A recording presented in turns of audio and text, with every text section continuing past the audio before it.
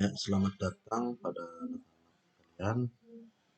Kita hari ini akan mempelajari tentang pelajaran prakarya kelas 7. Kita akan lanjutkan materi kita kemarin. Ya, oke.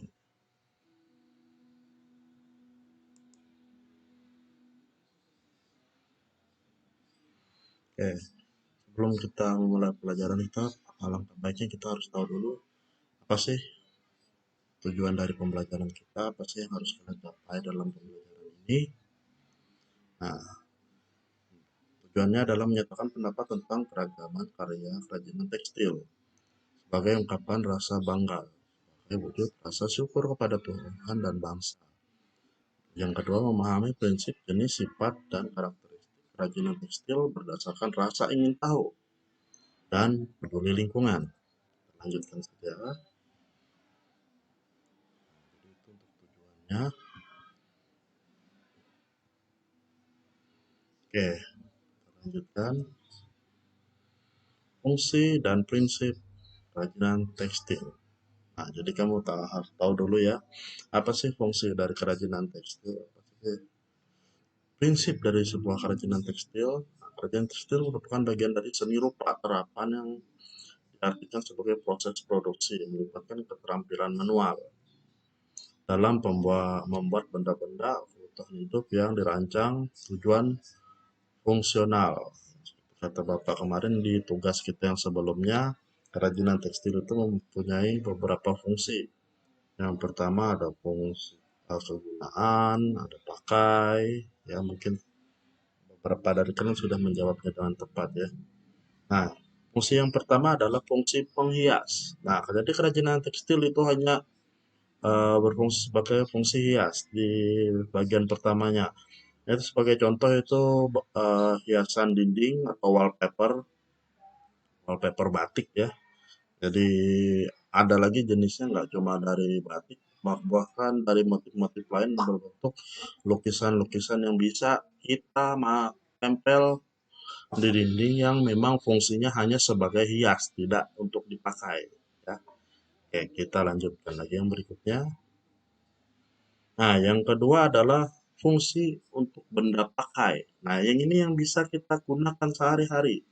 Salah satu contohnya itu ada baju, ada busana, ada tas, dan ada aksesoris.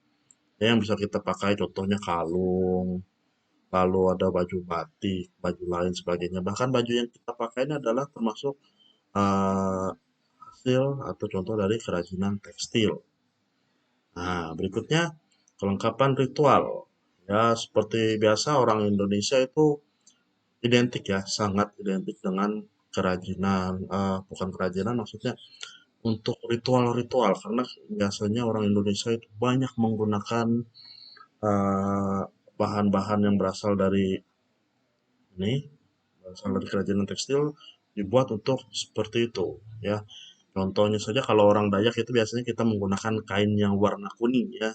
Biasanya untuk tempat orang yang meninggal ataupun di tempat sandung ataupun tempat orang yang baru meninggal. Jadi seperti itu.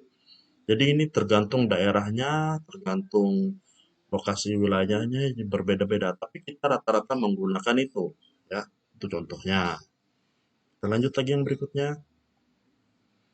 Nah, fungsi simbolik artinya simbol ya. Nah, untuk simbol seperti nilai spiritual, contohnya terspari, tenun, dan batik yang dibuat dengan motif simbolik, berbentuk simbol. Kalau punya orang Gunung Mas ada kan batiknya, ya batik Gunung Mas. Nah, berarti kerajinan tekstil itu menjadi sebuah simbol daerah wilayah itu. Nah, seperti contoh punya kita di Gunung Mas kan ada batik Gunung Mas, bahkan ada yang batik baru itu kalau nggak salah apa ya namanya? Ya pokoknya baru lah batiknya yang yang bisa melambangkan simbol dari sebuah daerah atau tempat wilayah tempat kita tinggal. Jadi seperti itu. Nah, setelah itu kerajinan tekstil yang bertujuan sebagai fungsi hias dan fungsi pakai sama-sama memiliki nilai ekonomis. Kerajinan itu sendiri dapat menambah nilai jual suatu produk. Itu kita lanjutkan lagi. Nah, di bawah ini tampilkan gambar produk kerajinan tekstil yang membedakan antara kerajinan fungsi penghias dan benda pakai. Nah, bisa kita lihat ini ada sebuah sapu tangan ya. Sapu tangan yang dominannya warna putih biasanya kita pakai kan.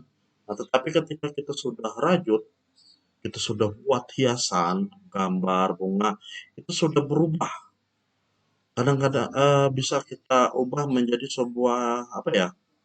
Hmm, dia masih fungsi lap tapi nggak bukan untuk wajah lagi, tapi bisa dipakai untuk melap apa meja, tapi masih fungsi pakai.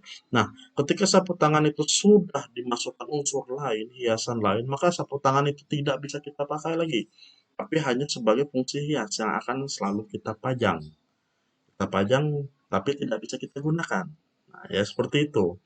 Jadi bayangkan saja kalau kalian menggunakan apa? Menggunakan ini sapu tangan dengan manik-manik kan nggak mungkin kamu pakai di wajah kamu. Nah, jadi seperti itu contohnya. Kita lanjutkan. Nah, ini ada tugas untuk kalian kerjakan. Untuk tugasnya itu sudah Bapak kirimkan di Google Classroom ya, di pertemuan kita yang ketujuh.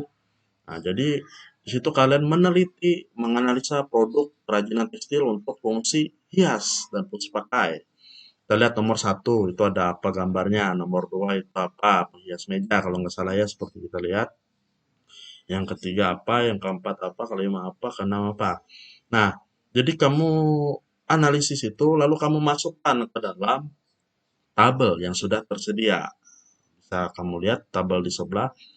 Nah, ada nomor, ada bentuk produk kerajinan, bentuknya seperti apa. Nomor satu, atau yang lebih mudah kita coba contohnya, Bapak mau kasih contoh nomor dua.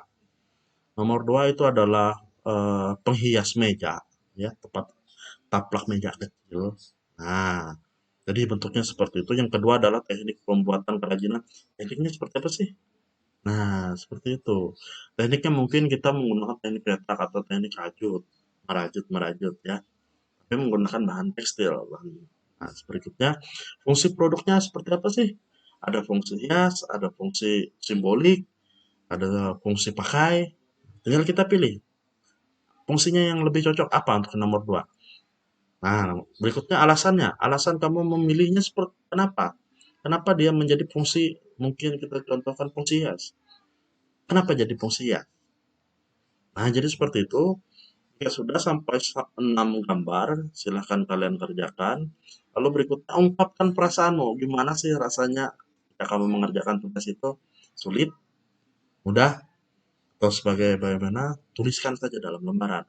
Ini dikumpulkan di Google Classroom. Bagi yang tidak, bagi yang punya Google Classroom silahkan kumpul di situ dalam bentuk foto seperti biasa ya. Nah, jadi itu saja Bapak rasa untuk pertemuan kali ini. Kalau ada pertanyaan silahkan kirimkan langsung melalui Google Classroom. Kalau ada kesulitan ya. Dan itu saja dari Bapak. Bapak ucapkan terima kasih. Selamat pagi semuanya ya.